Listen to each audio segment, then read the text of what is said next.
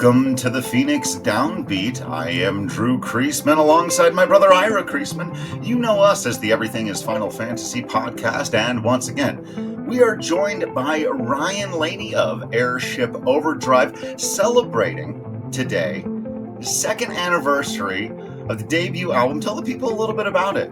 Yeah, thanks, Drew. So today, as of recording, this is October 5th, 2025, and this is the second year anniversary today of basically the birth of Airship Overdrive. The first album, Vintage, came out 2 years ago. For those of you who are new to this mini-series or to my band, what I do, basically it's a video game music cover band where every part that's not percussion, not drums and whatnot, is performed on guitar. So if it sounds like even a church organ or a synthesizer or some old school thing, it was played through guitar on fun, unique guitar pedals. And basically the first album was built for VinCon Colorado, and their theme is vintage retro gaming. And so I purposely made the first album be all games that were 15 years or older at the time that the album came out. There's a little bit of Final Fantasy on there, obviously. There's a little bit of Mario. There's a little bit of Castlevania. A little bit of something for everybody. But yeah, it's a good day to celebrate and a good day to be here. That's super cool. And on this day, we will be discussing the piece Elia, or Aria, Maiden of Water, or Priestess Aria. It's like many things in Final Fantasy, it has multiple translations. And forgive me for doing this before we dive straight into this beautiful piece of music. But I did want to talk about this a little bit because it's interesting. I went and looked it up. As I've mentioned before, I took a couple of years of Japanese and retained very little of it in college. But one thing I do know, one of the basics of it, is that you have these vowel sounds, a, I, u, e, and o. Those are the naturally occurring vowel sounds in Japanese. And consonants tend not to appear on their own. They're almost always attached to a vowel. And that's where a lot of the common translations and where you get things like erisu becomes erith, and things like that, right? So I had actually never looked this up to see how it was pronounced. And I had assumed, since the common canon, we hate that word sometimes, but the modern use, it's almost always Aria now. Aria, Maiden of Water. But it is spelled not ri, a, in katakana, in Japanese. So it is interesting also because both Elia and Aria are names. Both of them are, and I looked this, we spent some time on Nameberry a couple of years ago before naming our son Lachlan, and I went back there. Elia is a name that means Jehovah is God, and it is thought to be a derivative of Elijah or Elia. It's not a very common name, but Aria is much more common, especially now after Game of Thrones, even though she pronounces it and spells it slightly differently. If you listen closely, you'll hear that Maisie Williams pronounces it Aria. I'm doing a little extra, but it's more Aria, right? But it also, of course, has musical meaning. It can mean air or song or melody. It can also mean lion, apparently. It's a Hebrew word.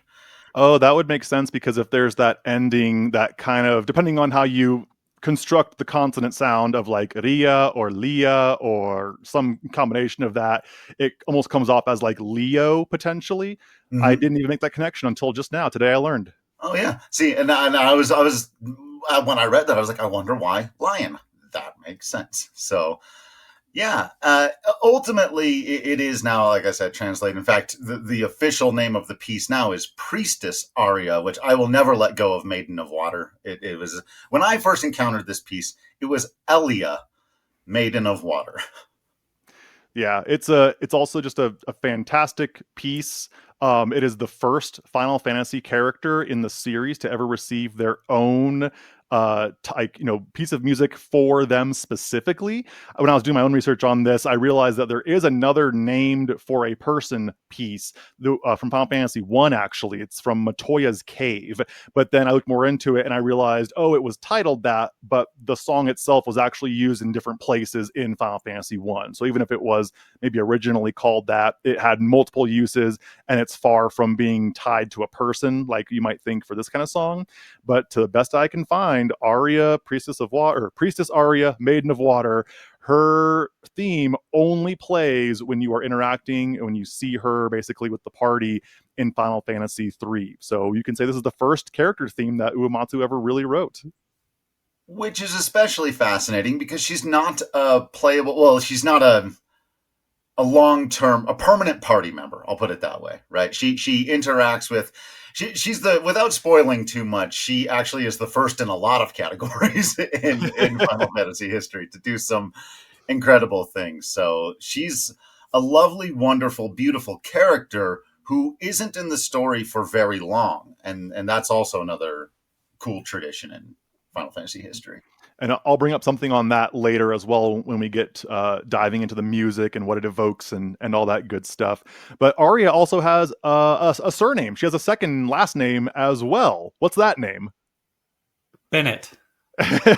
Yeah, it's Bennett, which like ties right into that same theme, because Bennett can be correlated from like Benedict or Benedictine, someone who is either blessed or someone who is preordained for something. I'm not a big religious scholar in any regard, so there are many different interpretations of this, but both, like Drew was just saying, her first name and her last name both give these very strong connotations of a blessed person, a priestess, like she's more commonly known now, and it's baked into the name right there. It's almost like if you had some sort of lumberjack character named Jack Lumber in a game, like, oh, that's literally what the person is. Their name says it right there.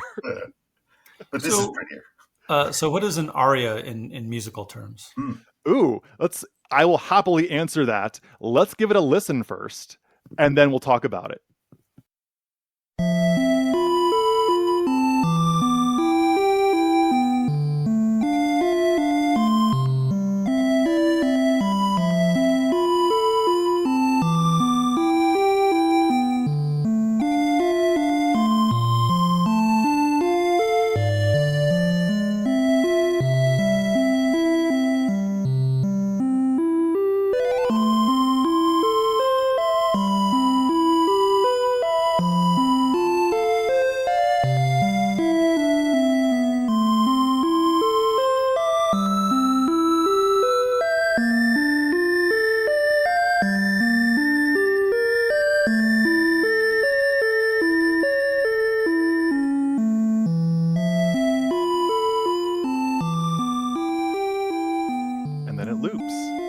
So 8 seconds long, Ryan.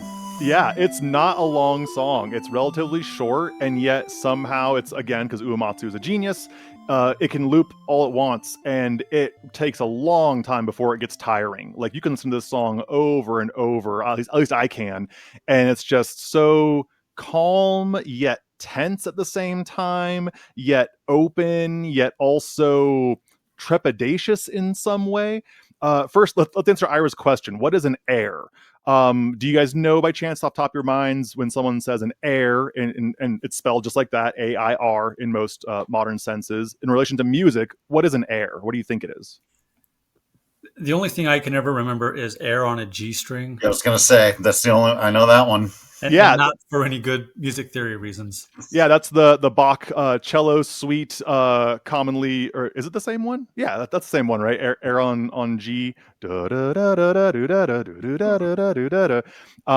that piece. And what an air is, it's kind of one of those terms that you, like many musical form terms, kind of like a scherzo, a prelude, a sonata. They all have kind of these malleable terms for them in many cases.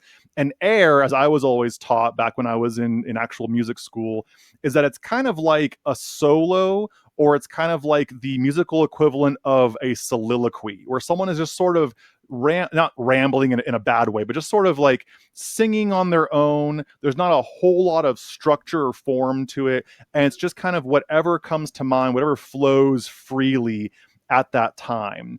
Obviously, the word air and aria sound very, very similar here. That's a definite correlation.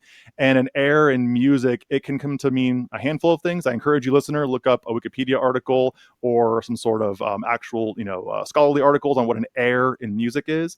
That's kind of what I was always, told or kind of conceptualized it as. It's very open, very free form.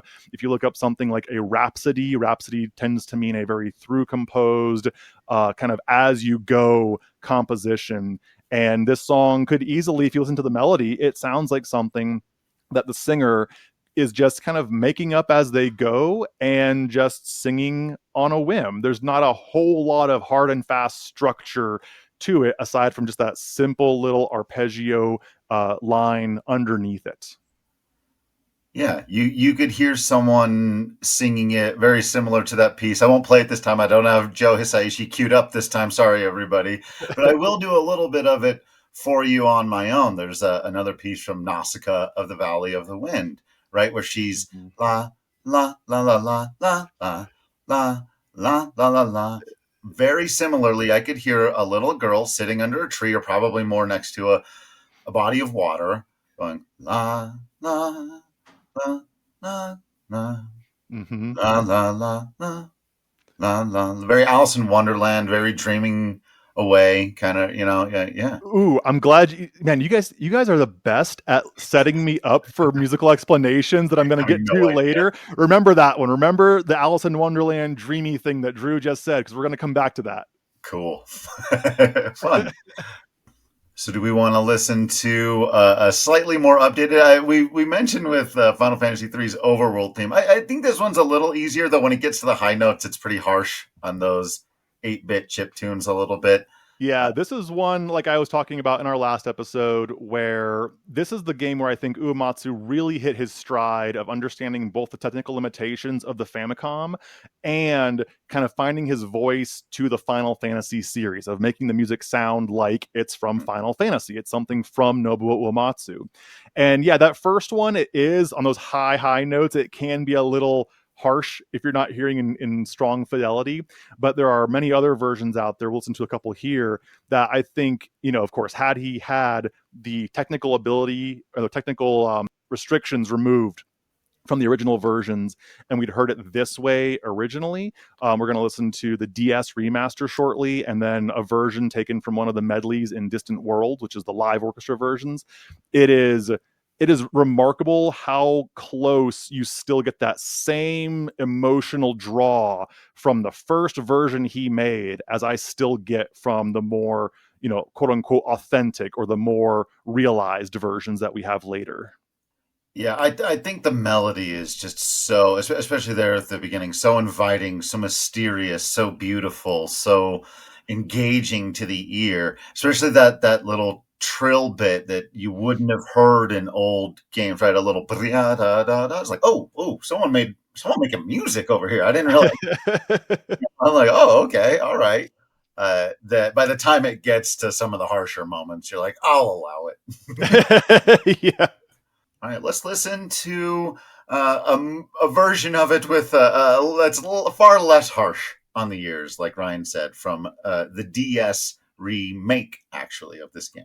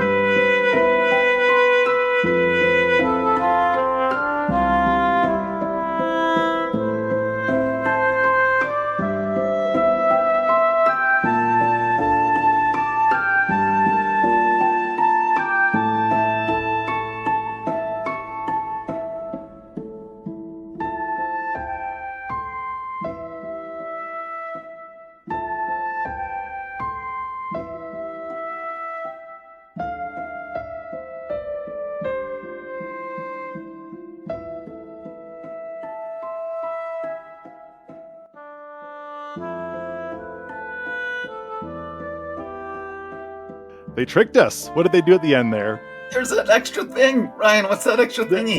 Yeah, What's that? they added a little tag to it, and I don't know exactly why they did this because I think the song loops pretty well on its own naturally. My only guess is that they did this almost certainly with Uematsu's input. I'm almost positive he was the sound guy on the remake version as well. My only guess is that they wanted to make a break in the texture of the song. So instead of just being that kind of harp sound plus oboe, they wanted something to kind of change it up a little bit in the middle there.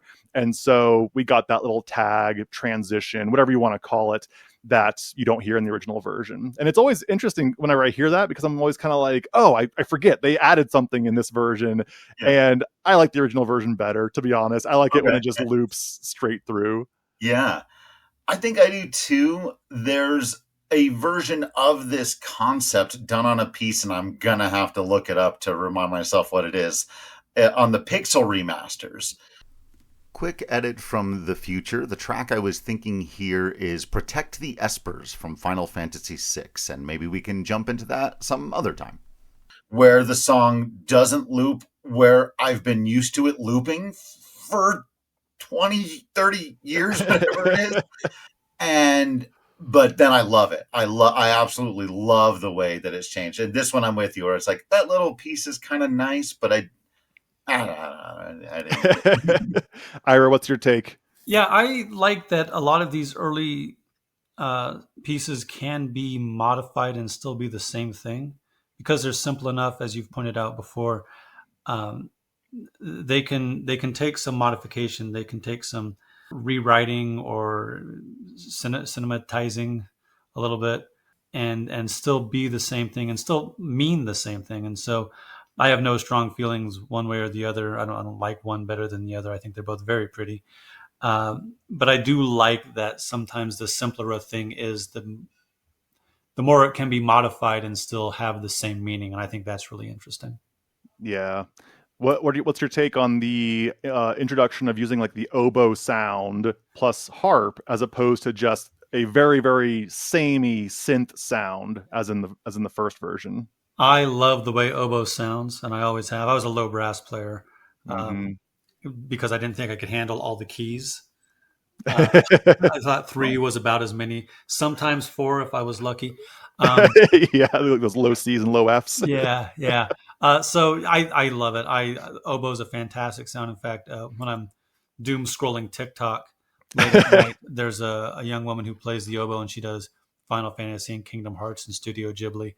And every time I come across one of her videos, it's fantastic. She just plays it on the oboe with some backing track, and yeah, an excellent choice of instruments. For anyone out there who knows an oboe player in your life, show them some grace because I was a band director for 10 years. I had a handful of oboe students, and the gauge of like going from sounding like horrendously harmed animal into glorious beautiful voice of an angel, there's not a lot of middle ground on the oboe. It's like it goes on one for a long time and then it suddenly just clicks into, ooh yes, more of that please. But Right. it is not an easy instrument. And right now, from what I remember in my band teaching days, I could pick up a flute, a trumpet, a clarinet right now, get my embouchure back in shape and play it. But oboe and bassoon, it would take me weeks to get even, hot cross buns to come out well. Those things are hard to play. Yeah. The first time we ever mentioned oboe on the Everything is Final Fantasy podcast, back when it was called Weekly, which it never was. uh, I mentioned particularly that oboe, it's almost always an individual instrument. You don't hear 5, 6 oboes. The way strings, you can layer 10, 12 stringed instruments. They're all going to sound great. Oboe, I called it, the plaintive oboe, the individual hero, or it's almost always in Final Fantasy associated with one person doing something on their own. And Mm-hmm. so that's another thing that I love about it, is as you mentioned, it's like that heroic voice of an angel, but it's also got built into it a kind of melancholy isolation. That's a good way of putting it. Melancholy isolation. And you're spot on too. Oboe is very rarely designed like in a full orchestra setting to be heard with more than one. Even like the biggest, most bombastic Beethoven or Berlioz style symphonies, they have at most two in some cases, and they frequently will just play in unison because it is one of those voices that just sounds so great on its own. It's a beautiful, beautiful instrument in the hands of a master. And to go back on, we said I don't necessarily love that extra little bit. I don't hate it by any means. I just don't need it there. I do love the instrumentation that's used there in the DS Yeah. version. It's really beautiful. And if I'm choosing one to put on a playlist that I'm gonna have on while I'm writing or whatever, it'll be that one as opposed to the original, which is again gonna have those couple harsh moments. All right, let's listen to another version of it that's got even more texture and flavor. I feel like we're just building each of these, just adding to it Yeah, every step. this one's gonna be kind of like the I think the most quote unquote authentic version where Uematsu, had he had the limitations removed back in the day, he would have made something just like this. And then let's talk a little bit about what this song sounds like, what makes it, how it's built, and why it sounds the way it does.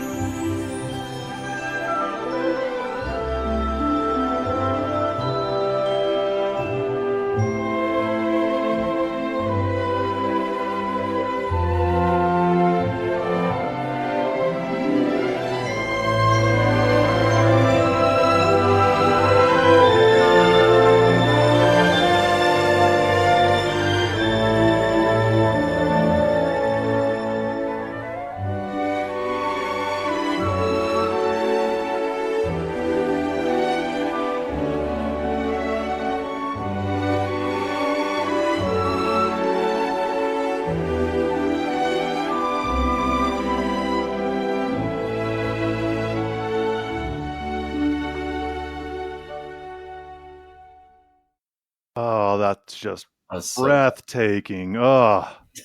So he's good at making music, man. A little bit. And I think because that comes from one of the medley versions where they did like some Final Fantasy 1, 2, and 3 stuff.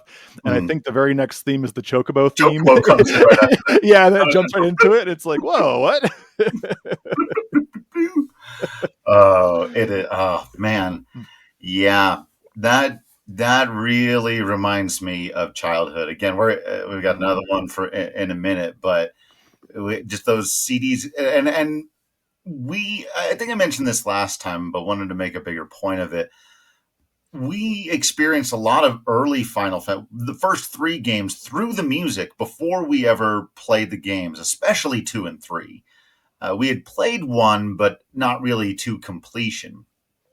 And so sometimes we talk very much about how Uematsu is a storyteller, and without his music, the stories maybe don't work as well, or he does so much of the groundwork himself. But literally, in the cases of some of these pieces, they transported me off to these worlds before I would ever actually go there, which is such an interesting way to have interacted with them. So whenever I hear them, it takes me back to some of my earliest memories. Yeah, I love this. So let's talk about that actually. We talk about being transported to these other worlds. I have an interesting thing I'll bring up here in a second, but I wanted to ask you guys. Of course, like you know what this song is in reference to. You know the person and roughly the storyline around what's happening. But if you were to hear this just in the middle of nowhere, out of the blue, with zero background, what would you guess? And I know this is not easy to do because you already know the answer, but what would you like? What might you guess this song is about? If someone said this is a character's theme, who do you think they are? What do they do in the story, etc.? The one we listened to before this, where it's the oboe and the harp, I would have said it was a character on their own because it's such a pared down instrumentation. Um, and it is a lighter. This isn't necessarily an assassin or a paladin or a dragoon or a dark knight. This is somebody who's maybe in support or has a gentler role in the party or in the story. Somebody who, and I try to be careful about this, especially when we're talking about female characters, but who makes it possible for the hero to save the day. Unfortunately, that Yeah. falls to women a lot of the time. And Yeah, Drew and I have had that discussion a lot. there really is a lack of like ferocity. There's a lack of what Right. you might get from like the Dark Knight who attacks. And one of my terms that I always think of when I hear like oboe on harp or oboe on piano in this kind of sound is like tenderness is what I think of, where it's very tender, very soft spoken, but yeah, at the same time very encouraging. Mm. Drew, what would you say? That whole time Ira was talking, I thought of something from I don't know if you're familiar with Ryan George. He used to be with Screen Rant, do these videos where he kind of pokes fun at movies, and he's got some great stuff. And he's talking about Arwen in Lord of the Rings, and he says, the person who's like if an Enya song was a person, and that's that's kind of I think what Ira was sort of talking about here, and I think that character also embodies a lot of those, like the best and sometimes some of the things we try to stay away from, of women always having to be in the support role and all of that, but still sometimes she gets to stand in the middle of the river and say, come and claim him, and so but she also has very flowy, so I would have, I think, thought of elven themes. Elves in Lord of the Rings get very flowy music that sounds Mhm. similar to this very, and it's like, yeah. No, I, I get the vibe there. I was not expecting to have Orinoco Flow suddenly stuck in my head today, but wouldn't you know it, there it is. Hey, shout out to Enya. So the things you guys are saying are spot on, but let's discuss, of course, why it makes that happen. What's making these things, sound the way that they do in your mind, in your ear.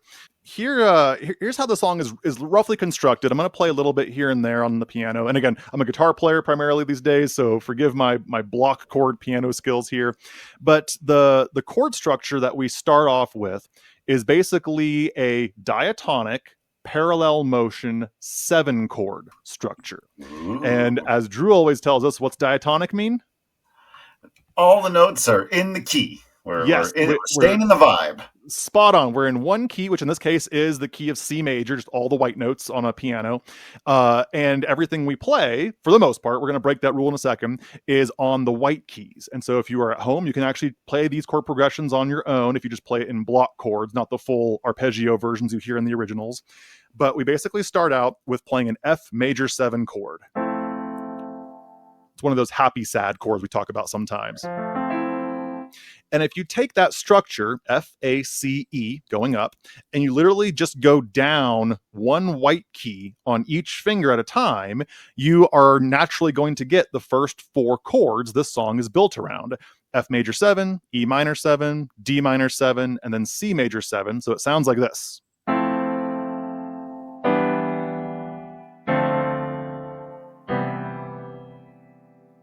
And already it kind of sets us up for something sad is going to happen because it's descending. They're going down in parallel motion the entire time when you block them out and play them as block chords.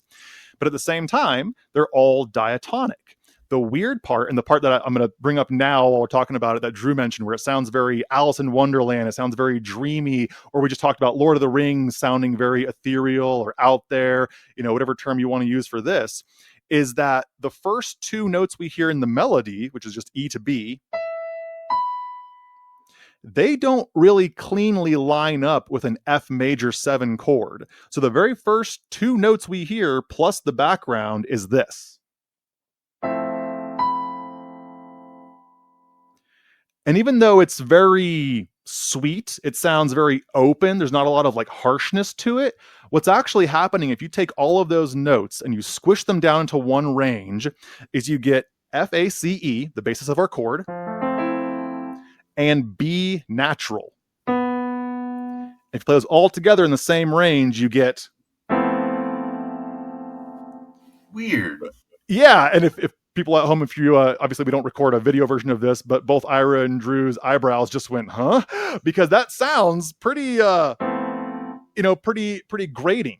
But what's happening when you do that is you're getting the weird out of body Alice in Wonderland effect, because the very first chord, they're setting you up to not be in C major, which is what the actual chord I would call this is, but we're actually starting in F Lydian. Lydian is the mode that starts with 4 whole steps. And so we get this, or sorry, with 3 whole steps across 4 notes. And so we have this structure, this scale to start. And if you keep that going, we discussed this on an old episode, you get a whole tone scale if you keep that whole tone pattern going up from F to F.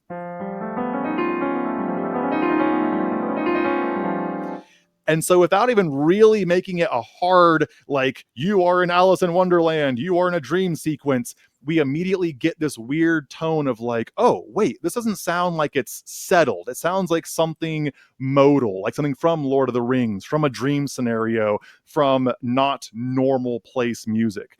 And in the actual setting of what's happening in the game, do you guys remember, like, what's happening in the game when you find Aria? We've crash landed. We're off our floating continent home.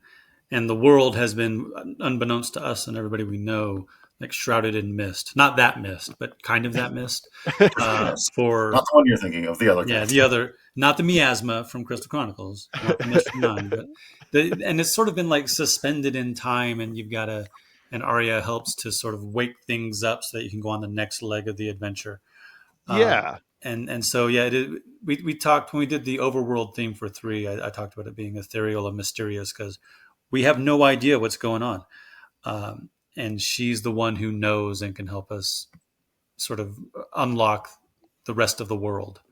Yeah, much like an actual dream, you can look at it either as the party plus Aria and the old man who is, found her and is taking care of her. You can think of it as those 6 people, or I guess 5 people, are the ones who are in the dream while the world is kind of in stasis. Or you can think of it the other way around, where we are the ones that are the real world, but everything else out there is the one that's the dream.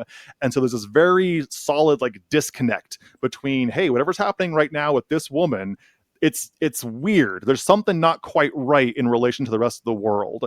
And I didn't go through the entire Final Fantasy III soundtrack in preparation for this episode, but just in my recollection and my brief skimming, I can't find or think of a single other song that makes this distinct, dreamy separation like this one does. And so it serves that dream, that kind of whole tone scale. It serves that really, really well. Yeah, it's definitely purposefully very different from everything else on that soundtrack. Like we talked about, Uematsu as a storyteller, right? That's part of what he did, and he did it on purpose. And particularly leading up to it, you do get, like with a lot of Final Fantasies, late game music tends to be a bit more ambiguous, a little more spacey, a little weirder, right? To use a musical catch-all term, it tends to be a bit weird. But leading up to that, other than maybe the main theme that we talked about last time, which is a bit more ethereal, Final Fantasy III's got a pretty rocking soundtrack. It's pretty upbeat. It's pretty driving in a lot of the stuff that it does. So when you get to this, it's also a tonal shift for the whole game. Very sharp difference. So yeah, it's the first thing, like Ira just said, it's the first thing that when you come off of the floating continent, everything else is pretty much like stuck in time, and you can't really do a whole lot else until you find this wrecked ship that Aria and the old man are in.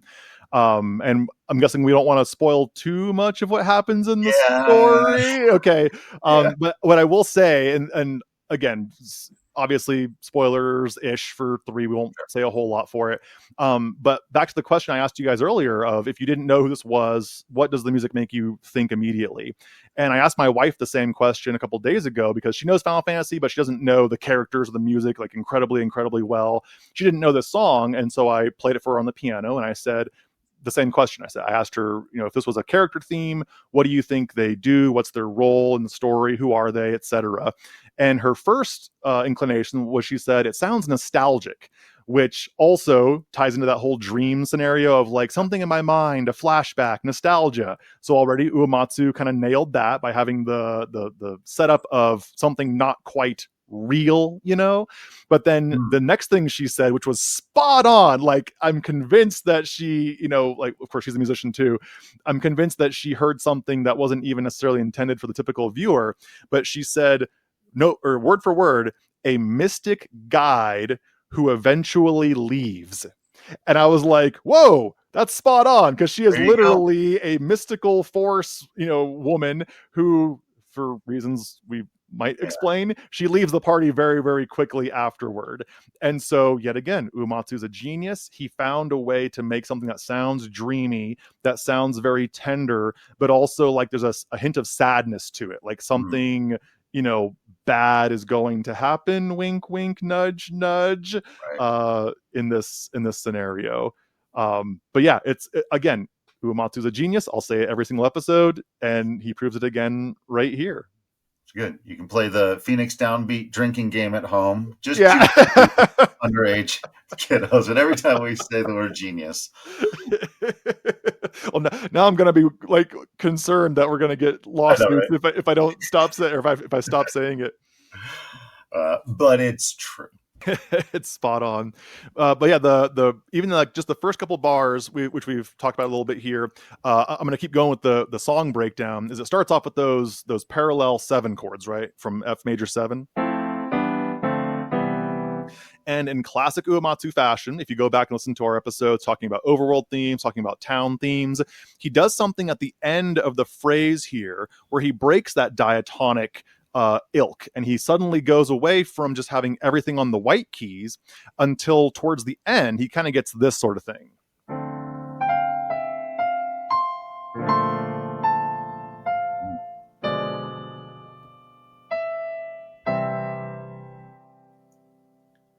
And this is another classic case where we're basically in one key for most of a song, but then at the turnaround, when there's either a loop coming or a new phrase coming, he loves to just kind of turn the screwdriver, just kind of twist the knife a little bit to pull your ear.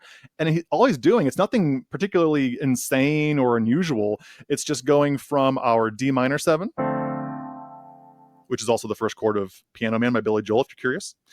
And then we go to our B flat major 7. So we're actually breaking out of the key for a moment. And then going from there, he's going into what's called a B fully diminished 7 chord, which resolves to a C major. And all you got to listen to make this work in your ear is listen to this bottom note going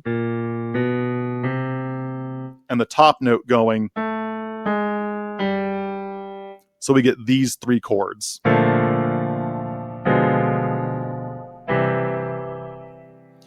Wow. And it's a really sweet, romantic in the sense of like the romantic era of music history. It's a very sweet, romantic way to pull a little bit of tension without making it sound harsh at all.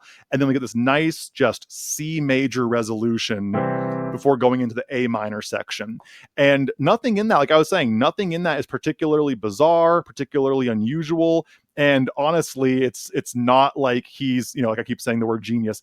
He's not really a genius in this case. He's just doing the things that work normally that he already does. He loves that little bit of a chordal change, a little unexpected something at the end of a phrase. And here he did it again, but in a way that still just matches the tone of this beautiful, tender, removed from reality scene that we're in as we're interacting with Aria. That is, yeah. I'd always wondered about that. Again, in the background stuff, because I tend to hang on to the melodies a bit more, and so that is a tasty collection of chords that just feels very satisfying. It just feels incredibly satisfying. So at some point before we end this episode, I'm going to play you guys some reharmonized versions of the melody and give you a chance to say what you think it sounds like or how it makes the melody itself sound different. So before we end today, we'll get to that. And listener at home, you can also play along because there's going to be at least one scenario of guess which specific video game composer this sounds like. Awesome. Do we want to get into the next section of it a little bit? Because I've got a question about the way, particularly it resolves and it ends, it loops, I guess, but it's really that final phrase that I've always found remarkably intriguing. Yeah, you can ask. I have a guess. I know what you're probably going to ask. So, yeah, ask away. It's one note, Ryan. No, it's not. But it's one note over and over again, voiced slightly differently, held for a very long time. I've written a handful of pieces of music. That's not true. I've actually written quite a bit of music. Whether or not any of it's good is highly debatable. But just as someone who's put these types of things together, sometimes I would never have allowed myself that to like stay on one note for so long. I've been so tempted. Oh, do something else with it. Be clever. Take it somewhere. Have it go somewhere. But this piece, as its sort of final climax or resolution or whatever you want to call it, on la la la la la la la la la la. Yeah. So what's happening there? Depending on how you look at this, the fancy musical theory term for this would be either a combination of anticipation or suspension to resolution. Anticipation is basically where you have one note being held out before the chord that it goes with, like the quote unquote diatonic chord, the one that it matches something in that chord type. You play it and you hold it before the actual chord begins. And then that way, when the chord itself appears, it's like, oh, hey, we actually have a soft resolution because now they all match up. The spot Drew is talking about here is at the very end, we get this little line in the melody.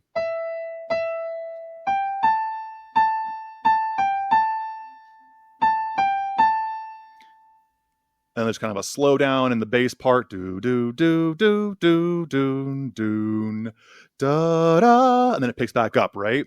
And what we hear underneath it is we're going to hear this high note. It's an A, just a good old A natural. And we hear a B flat major 7, a G minor, and an A7 underneath that. So the first chord, which is just B flat major 7, that is diatonic because they both share the note A. They're both there. The next one, however, G minor 7, or sorry, not G minor 7, just G minor, that's not diatonic, but it's sustaining that top note, that A, through the whole thing. And then the last chord is literally an A chord, an A7.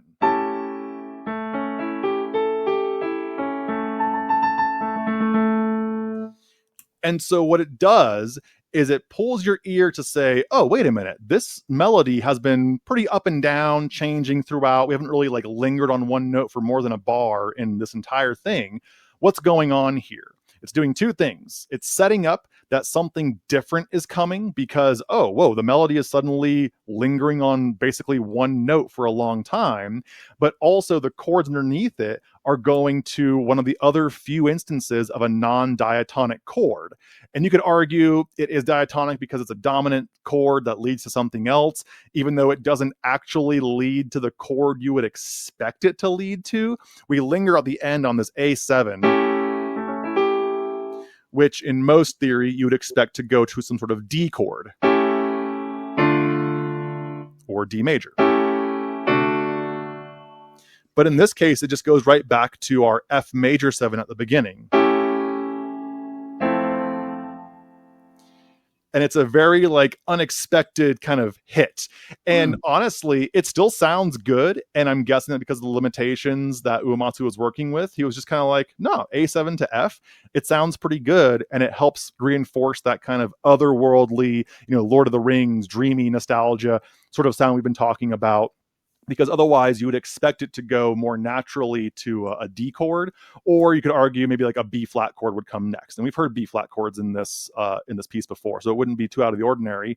But you got to loop eventually, and so this is how he did it. So it's serving those two purposes. It's saying, hey, something weird's coming up, and it's also saying, oh, hey, listen to this. Listen to what's happening here because it's a little bit unusual. And then I would also argue maybe like a third thing, which is it's pulling your ear in a way that says, this is a strenuous part. Whoever's singing the song or playing it, They're at the highest register they can sing. As we mentioned earlier, it's that very harsh sound on the old NES hardware, on the old Famicom hardware. But they're just lingering and holding it, almost like they're calling out to somebody. And I can't place it right now in my mind. If you remind me later, I'll try to look up some songs where it does this exact same thing, where someone holds a really high note and then a bunch of chord changes happen underneath. It'd be something kind of like in a simple major chord, something like this.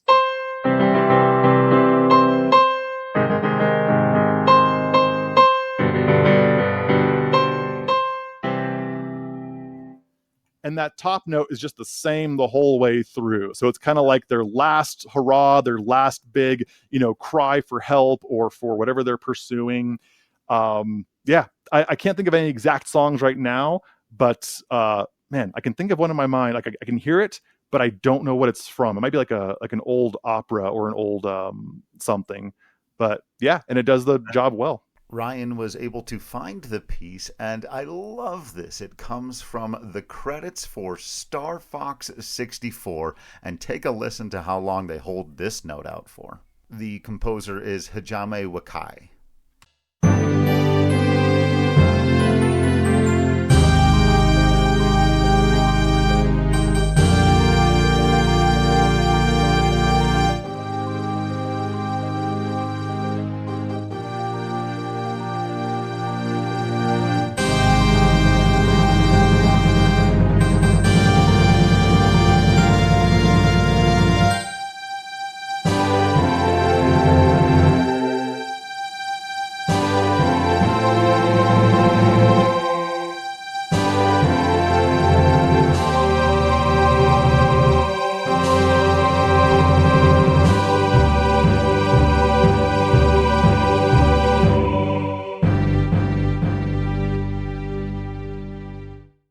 Well, speaking of singing it, then, since you brought it up, why don't we go ahead and actually listen to a vocal rendition of it, where someone will do just that. For those of you that listened to our last episode, you remember us bringing up the album Final Fantasy Prey. So I'm not going to redo everything, but the vocalist is once again Risa Oki.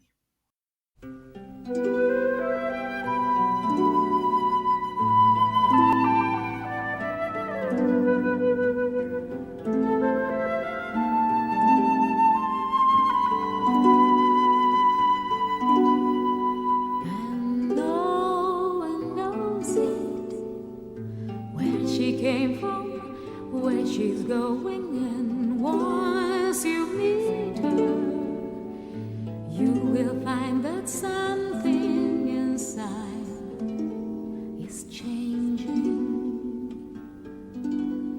She's like a rainbow when she comes up, all lit up, and when she whispers, you hear this stone chase after rainbows. High on a hill, there's a green meadow all around.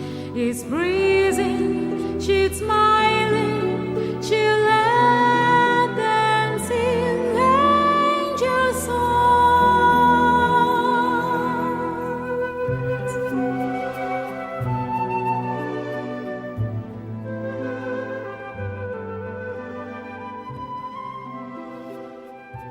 Wow, she's good. They kind of changed it on us, didn't they? It's not quite how the original one was. Yeah, the melody changes up there a little bit at the end. Yeah, when we were preparing for this, I listened to this among many other recordings and takes on this song, and I remember hearing that last part, and I was just like, "Oh, weird! They actually changed like the entire like melody structure towards the end there."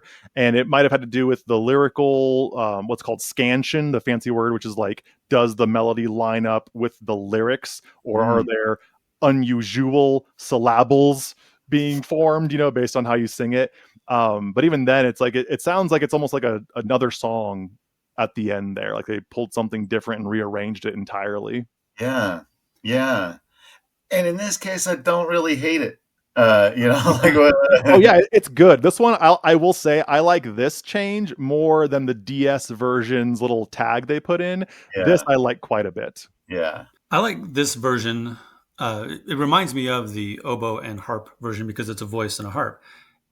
My band director in high school, I think he was quoting Percy Granger when he said that the saxophone was the most pure woodwind something and sounded most like a voice. I think he was. It's been 30 years since I was in that class. No, you're spot on. That was Percy Granger. He loved particularly the alto saxophone, but just in general reed instruments because Mm-hmm. of that. What you just said, he was like, it sounds the most like the human voice, and therefore it's the most conducive to the human ear at the same time. Which at the time when he wrote a lot of his stuff, that was not the case because even to this day, saxophone is like the black sheep of the orchestra, and in some orchestras they will not even list the saxophone members when you do like a Gershwin medley or something. They're not even in the program. I don't know if that's still a thing today. I know when I was in school, that was still a thing with at least a couple world renowned places. But yeah, saxophone is just kind of always on the side for some reason in these settings. So the oboe fills a similar role to me, and so I like that. The second one we heard was harp and oboe, and then this one is harp and vocals. And I agree. I think it fits. I think it continues to fit that theme. I think actually the middle one we listened to, the third one, where it's got a more complete symphony or orchestra behind it, I like it, but it feels less lonely. Mm-hmm. It feels more like, hey, the party showed up, and I think I like it. I think it's good, and it just has a different narrative quality to it.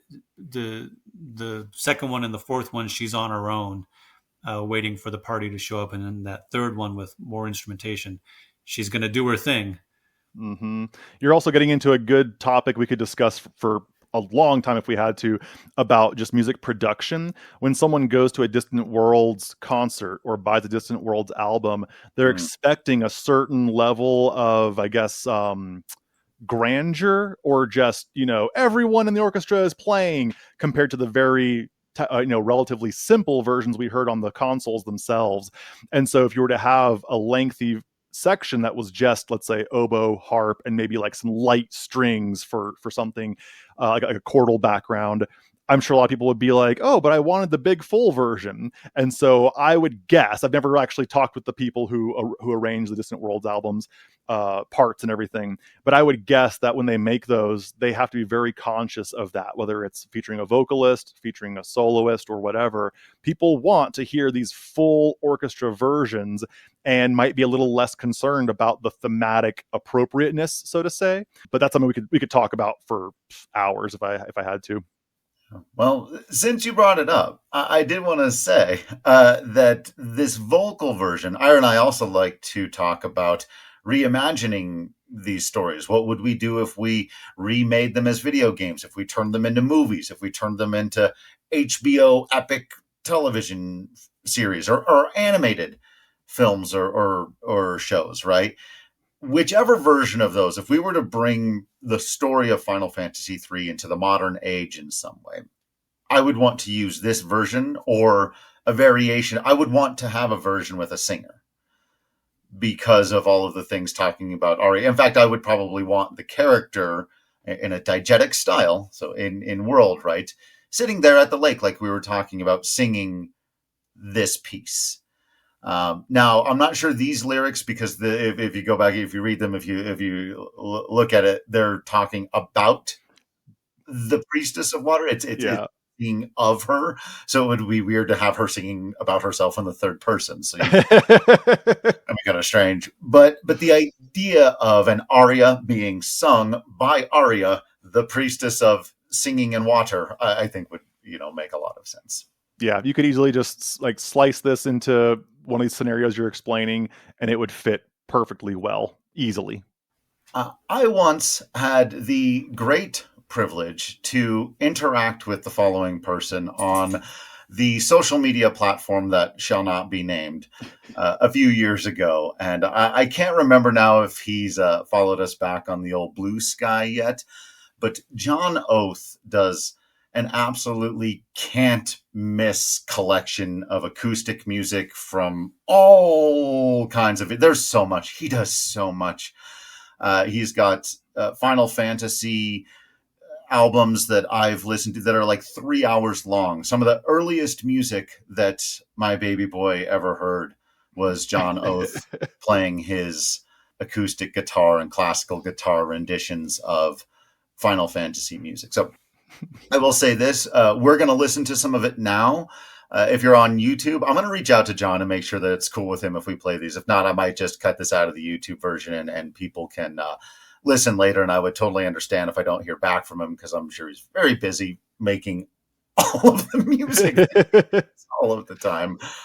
But we're going to listen to a bit of his rendition of this piece because it's gorgeous.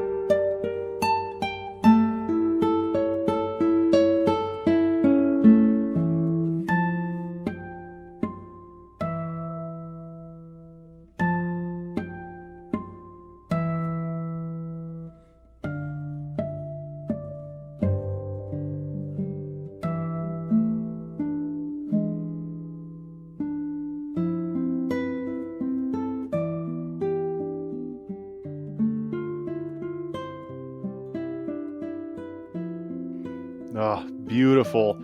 I'll be the first to admit, being a guitar player myself, if my skills are at the level of like fire or lightning, he is Firaga 3 plus Flair all combined into one. This guy is a classical guitar, just virtuoso, and all the things that you're hearing there, it's one person playing. It's just him playing on a classical guitar, and it's beautiful. He does the arrangements himself. And it's the kind of stuff that, man, I would love to be able to match his skills someday.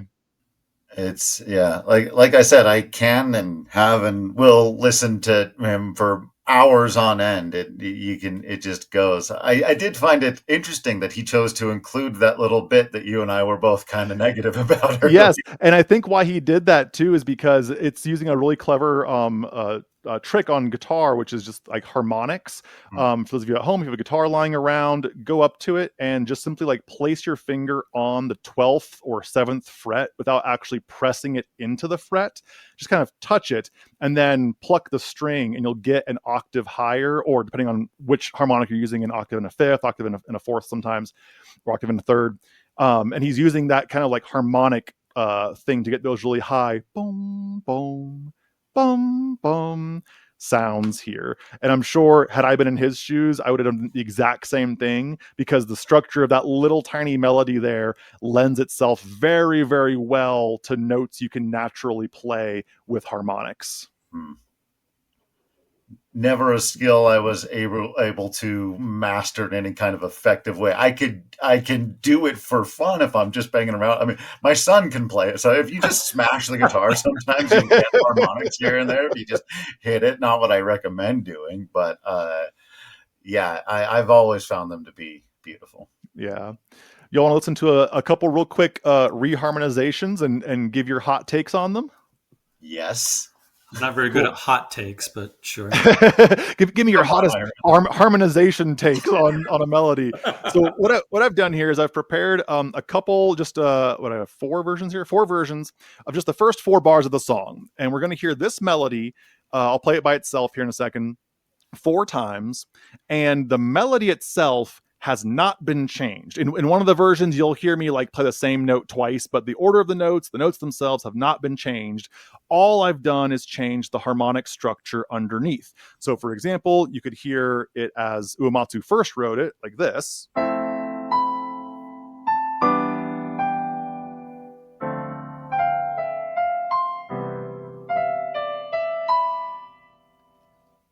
And that melody in the right hand in the top part Nothing's going to change. Okay. We've talked already at length about what that sounds like, what it evokes, how the music makes you feel. I'm going to ask Ira and Drew here what they think about these versions. So here's the first reharmonized version.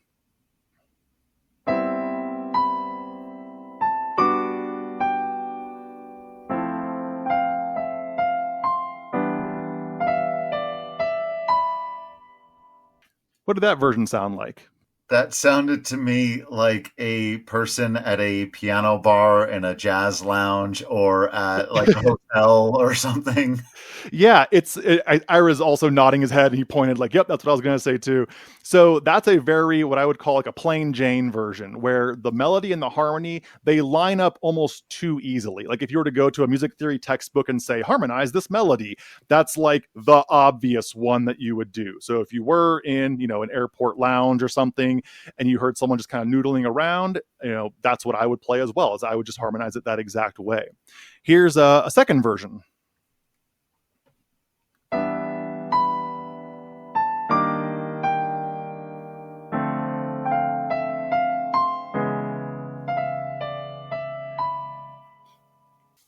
What about that? That's one you got to pay a little more attention to. If the last one was airport lounge where everyone's busy and you don't want to interrupt them, this one's they actually came here for the music. So maybe you have to go down some stairs to get into this club. Oh. Drew? Yeah. That reminded me we talked about the world falling apart in our last episode. That felt a little more like, hey, okay, there's a pretty thing happening over here, but the world is falling apart over here. You heard it. So what was happening? And just like Ira also said, you got to go down some stairs. Drew mentioned falling apart. Things are going down. In the left hand this time, we have chromatic parallel motion in the chords, where the root and the fifth are literally going down together chromatically. But everything around it makes it sound a little more upbeat.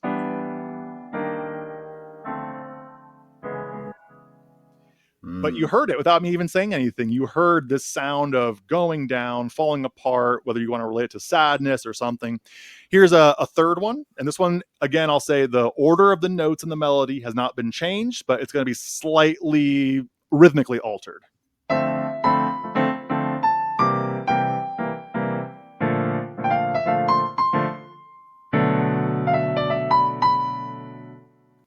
Well, now we're in Costa del Sol. Right? It sounds like something way jazzier because we're now using jazz chords, jazz harmonies, and a little bit of those jazz progressions where it really does break up the expectation of what chord is coming next. But again, the order of the notes and the melody were the exact same, aside from just the rhythm just being a little bit altered there, right? Ira, did you have something on that one?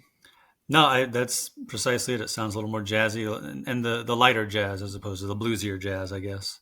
Yeah. This is more like kind of your hop, skip, and a jump sort of jazz. All right, I got one more for you. People at home, you can play along.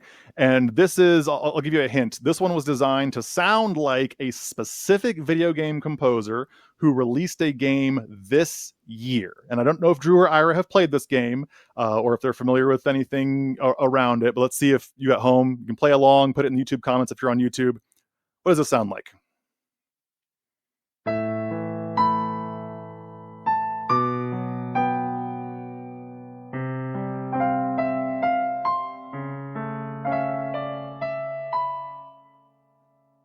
Huh. Well, unfortunately, I haven't played any new video games recently, except for 16, and that's been. I'm trying to think. It just based on because I know that Death Stranding 2 came out this year. You might have to do it again. Play it one more time? One more time. Okay. So again, this is based off of a specific composer that released a game this year in 2025.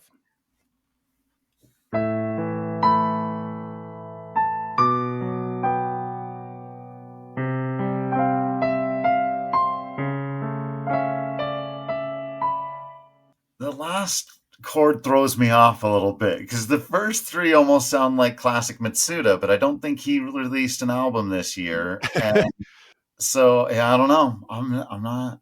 thrown in the towel. So this is in the style of Christopher Larkin, the composer for Hollow Knight and Silk Song. Have either of Ah, you played Hollow Knight or Silk Song by no, chance? no, I feel Yeah. okay for not getting it. Yeah, So if you haven't played it, you wouldn't have known. But it basically uses a lot of the same things he does. Primarily, in this case, we have another parallel motion in the left hand. In this case, I'm going up by parallel octaves and fifths.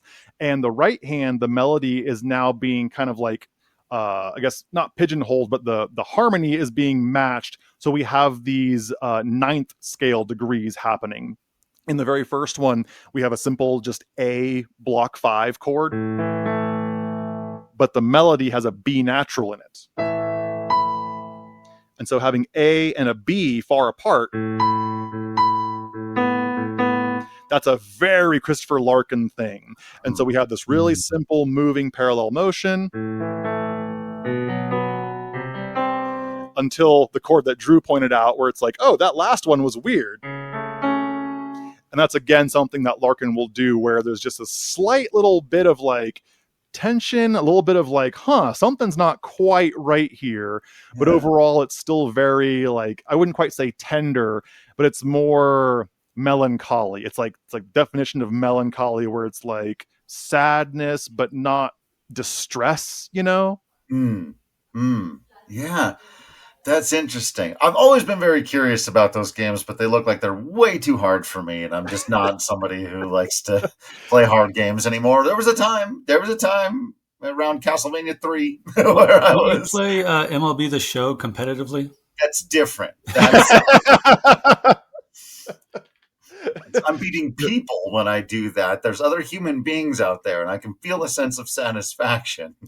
I, Whereas when I get beat by the computer, I just want to break the computer, and that's a very expensive computer. Yeah, I will say, as someone who has done 4 or 5 playthroughs of Hollow Knight since it came out like 7, 8 years ago, whenever it came out, I think Hollow Knight is a fantastic game. Silk Song is an aesthetically gorgeous game that to me was exhausting to play. And my first play without guides or anything, it was 46 hours long.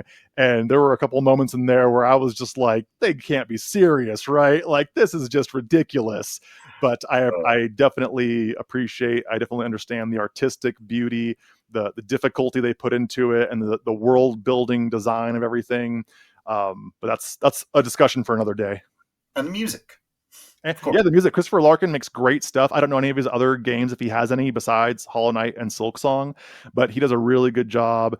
And actually, in Silk Song, he makes good use of the Desiree theme, which is this one.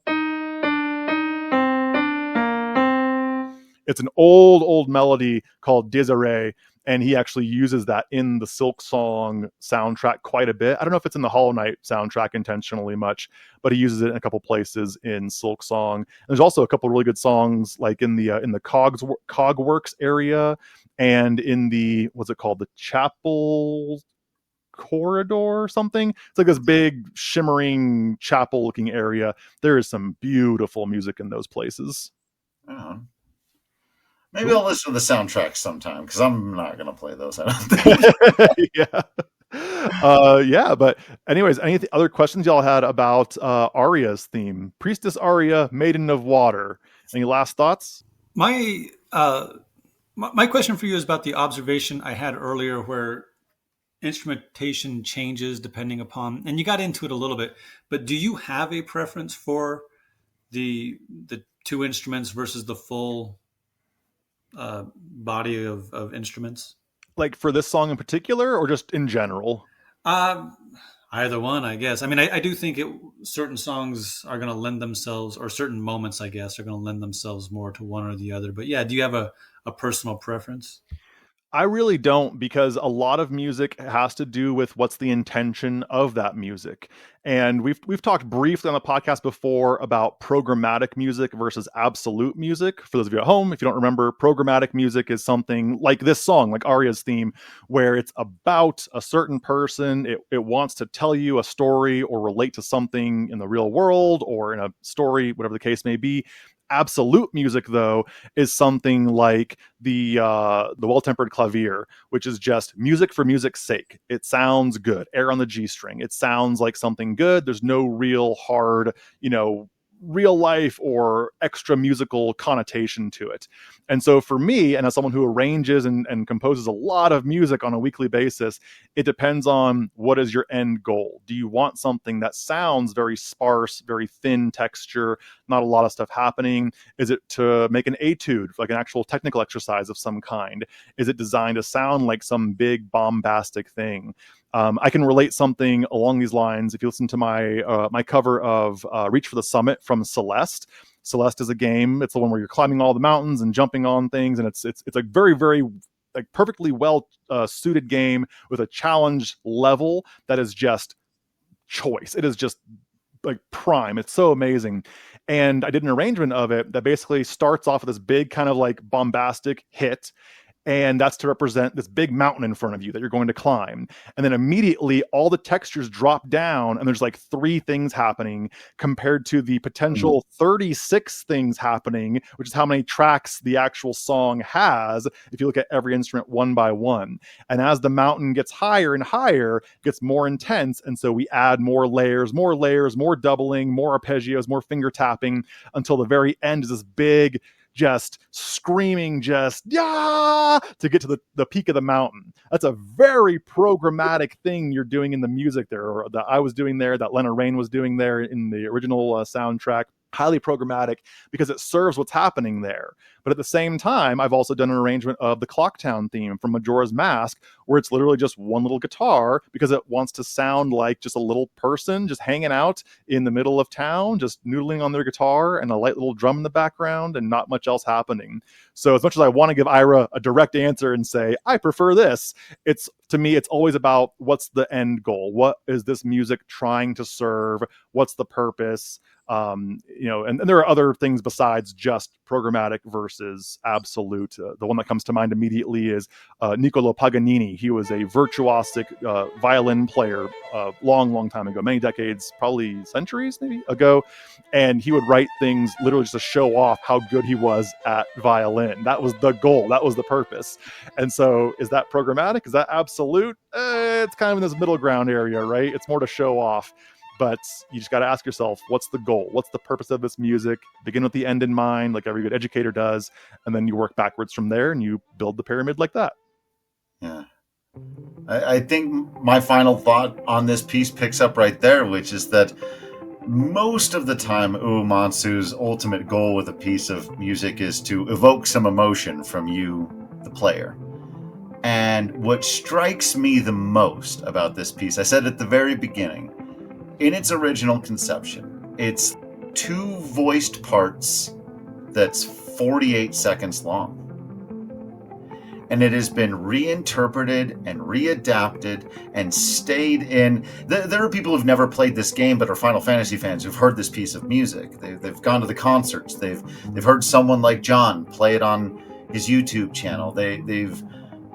This piece, we just recorded over an hour-long podcast about it 35 years after he wrote 48 seconds.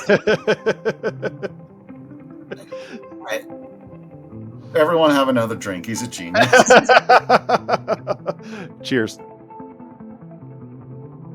That's it for this episode. Thanks for listening, and thank you to everyone who has reached out to us. Feel free to let us know what we missed, got wrong, or should have mentioned, plus any questions you may have or any piece you would like to hear in the future down in the comments. Make sure you're subscribed to Everything is Final Fantasy on Patreon, YouTube, and all social media platforms, and please do the same for Airship Overdrive, Ryan's project where you can hear arrangements of some of your favorite video game music. Join us next time when we uncover the multiple overworlds of Final Fantasies 4, 5, and 6.